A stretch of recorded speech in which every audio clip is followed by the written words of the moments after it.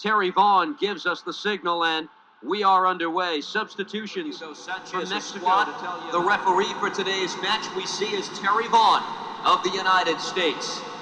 You lose, you go home. The winner advances to the semifinals. Terry Vaughn calls a foul on the far side of the field. Let's get a look. This is Rodriguez who went down.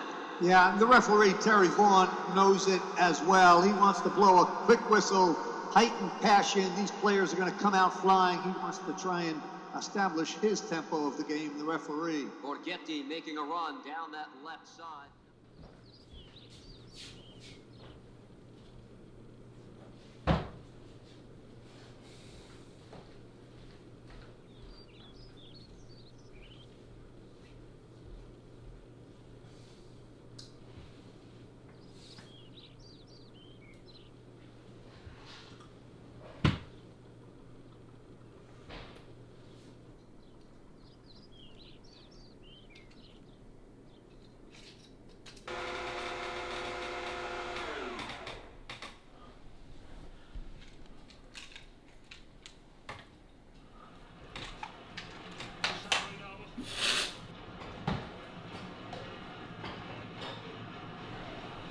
He just spilled on himself. Did you really?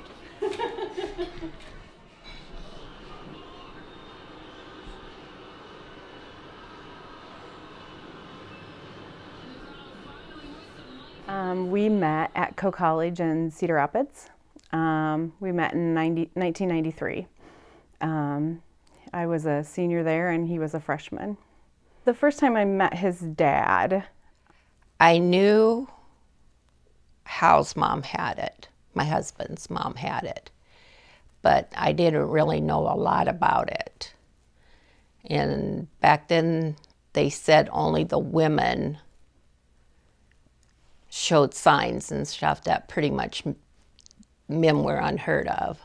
And so we just kind of forgot about it, I guess. And Hal, Terry's dad, had 3 other brothers. Denny and John have both passed also, and they were all had Huntington's. But there was a baby, Stephen. And her mind snapped, and she went to give him a bath. And she got in the bathtub with him, and she just laid him down, and he drowned. And as a result of that, she was institutionalized, and she chose to take her own life then. Terry was on a different level than I was. And I was a good referee, but you know, the guys that make it to the FIFA level, they've got it. And to have that taken away in such a manner, it's hard. I can't even fathom. I can't fathom how hard that is. I think for Terry, his life is Kyla and Kim, and I think he wants to live his life and enjoy it with them as much as he can. What's up, bud? How are you? Good. You're looking good. Look at you, clean shaven and everything. You did that just for me? Just for you. How you feel? He's had a big day. I know. Do you feel like you need some, your meds by chance? You know, Dr. DePolis was like, Kim, are you sure you got this? I'm like, yeah, I got it. We're okay, we're okay. And it wasn't until the moment in which I had to call 911 that I realized that as much as we as caregivers, wives, spouses, family members, whatever you want to call it, think that we have the ability to control that response. We don't. And it was at that moment that I realized that if I didn't raise my hand, Terry was either going to die or something was going to happen to us.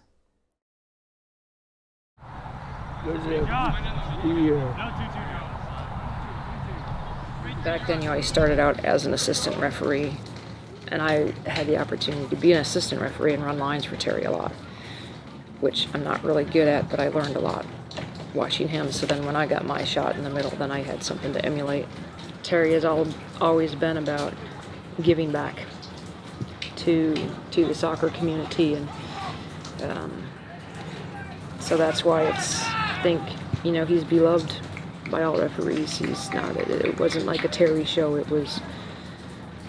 He was humble and always came back and always gave back. I was caught off guard. I dropped my friend off for an appointment at the same hospital, and they were ahead, and I saw them, and that was just like, I just sat in the car for a while. I didn't go in. I was just bawling, because it's like, here you have this amazing athlete, you know, who is now with a walker, and just, it was just heartbreaking to see that. All right. Understand their perspective. Are you ready to go? You think so? He's ready to go. My friends, great to see you always. Take care of yourself. You too. Thumbs up. It was cool to sit there and watch him be in charge of all those guys that were a lot bigger than him sometimes and stuff. And then to see him on TV, and it's like, that's my kid. So. We were in denial right away.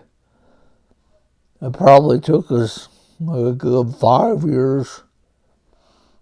It took me too long from going for my head to making the call.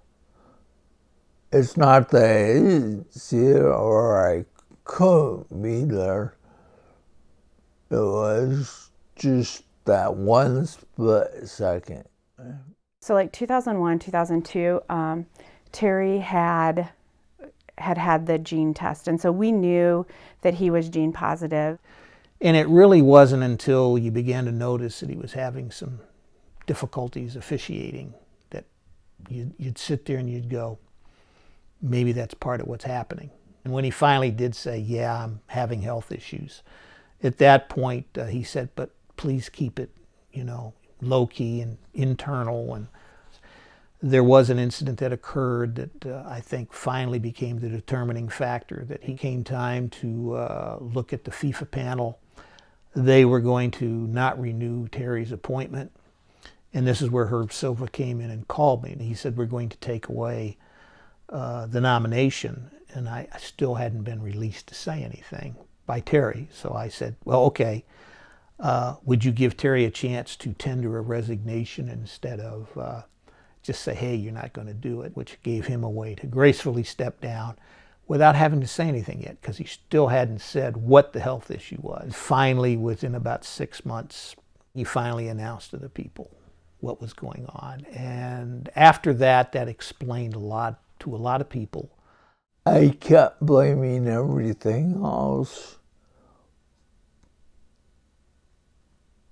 for this. And I had bad thoughts because I didn't want to punish anybody else. I didn't want to see what happened to my dad. He was bound and determined that he was not going to be a burden to our family, and that he was just going to take care of it himself. I think the first time was here. Everything we tried, it didn't work. So I was very frustrated. Kyla wasn't home, and Kim called me screaming and crying.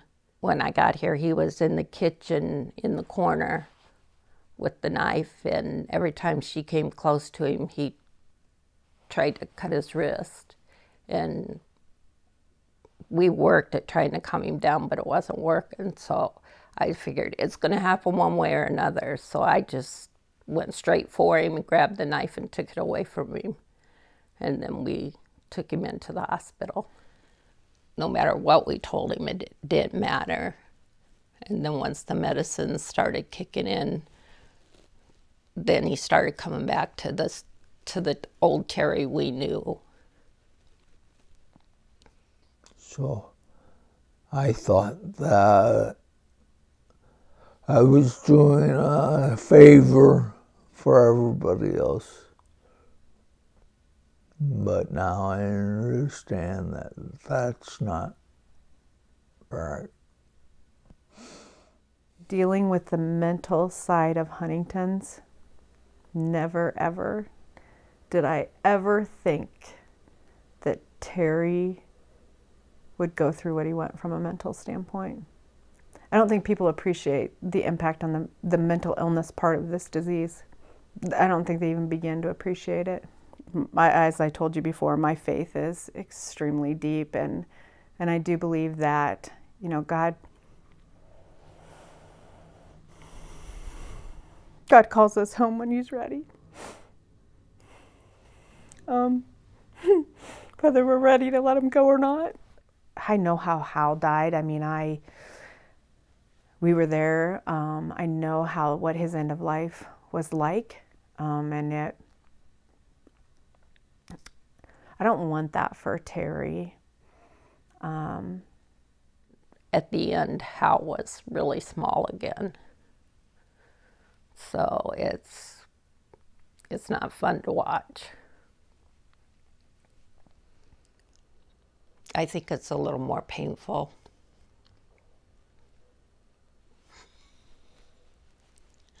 Knowing that you're going to lose them too. And Terry was always my rock when Hal was the worst. So to have to see Kim and Kyla go through this is hard. In Iowa, at one point, I think they were looking at that type of right to die legislation going into place. And Terry was just beginning to become symptomatic. And I remember him going, yeah, I completely get it. I wish that would have been available for my dad. Knowing what Terry experienced in his life and what he, you know, I think about all the places he traveled in, these huge stadiums that he refereed in, and to be reduced to just laying in bed,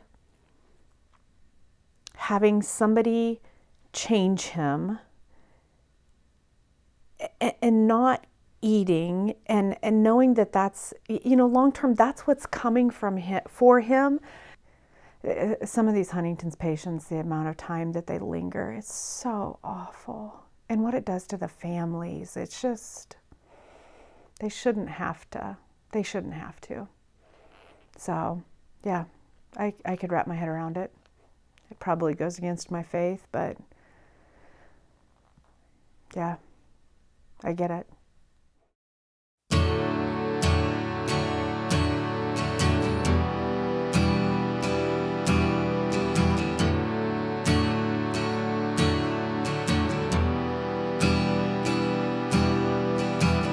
I will not wade into the river. I will not follow you to sea. I cannot wait to be delivered. It's kind of this quirky sense of humor. I think that's what I will, as he declines with the disease, I think that's the thing that I will miss the most about him. You know, Terry's left a legacy within the soccer community, that if he can raise awareness for this disease and give it a platform in which somebody else doesn't have to go through those years that we went through in 14 and 15 and 16, and just know that there is help available, then I think this is worth it. Did Terry achieve all that he wanted through soccer? Did he make the World Cup? No, he didn't. He was on the path to do that, and yes, Huntington's cut that path short, but maybe this was truly the higher calling, what was supposed to happen. It gave him that platform to be able to raise awareness and make people understand what this disease is and what it does to families. Then he's done way more than ever refereeing in a World Cup. And to me, that's way more important than him having. Would it have been awesome? Oh yeah, and you know, he would have loved that. But this is way more important, that human piece of it. I think he still can say, I came, I did, and I was successful. You can carry me